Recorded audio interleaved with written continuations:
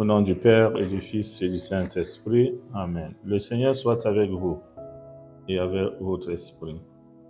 Nous célébrons aujourd'hui le premier dimanche du temps de Carême de l'année C.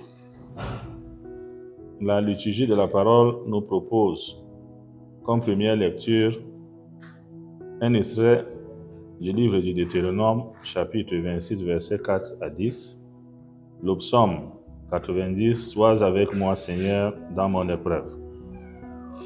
La deuxième lecture est un extrait de la lettre de Saint Paul apôtre aux Romains, chapitre 10, versets 8 à 13.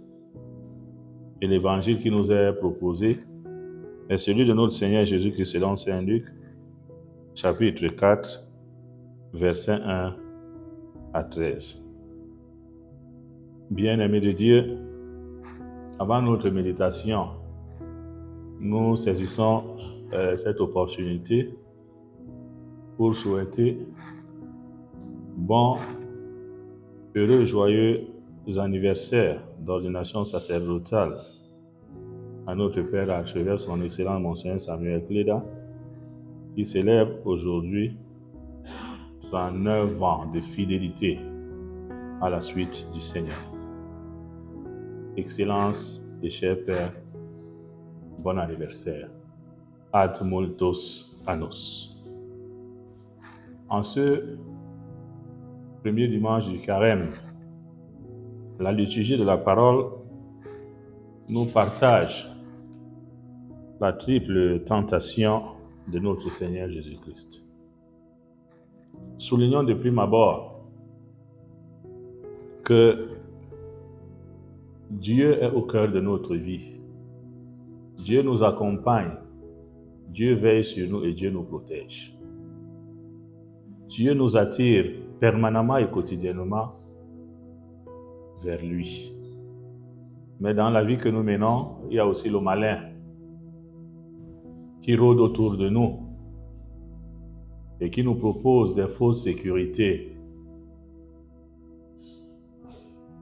qui ont pour mission de nous éloigner de Dieu, de nous rabaisser et de nous détruire. Nous voyons dans cet évangile notre Seigneur Jésus-Christ. Après son baptême, il est conduit par l'Esprit au désert. C'est un temps de retraite. C'est un temps de face à face avec Dieu. C'est aussi un temps de prière où Jésus nous rassure une fois de plus que ceux qui sont avec Dieu sont toujours vainqueurs du malin.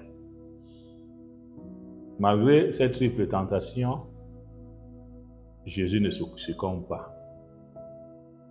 Nous sommes les amis de Jésus. Par le baptême, nous avons reçu la grâce baptismale qui fait de nous des fils de Dieu et des amis et frères de Jésus. En vivant dans notre monde, nous allons rencontrer des tentations. Mais les tentations ne sont pas au-dessus de la grâce de Dieu que nous portons. Donc, ayons le même discernement, le même courage, à l'image de notre Seigneur Jésus-Christ, pour repousser le malin qui profite des situations fragilisantes de notre vie pour nous attirer vers lui. Le souci de rechercher une vie facile sans effort. Le souci de rechercher le gain facile sans effort.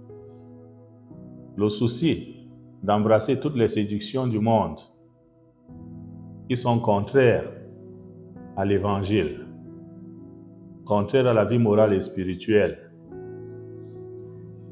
Le souci de vouloir posséder le monde. Tout cela nous éloigne de Dieu. Tournons-nous uniquement vers le Seigneur. En ce temps de carême, demandons au Seigneur la grâce de travailler dans la crainte de Dieu.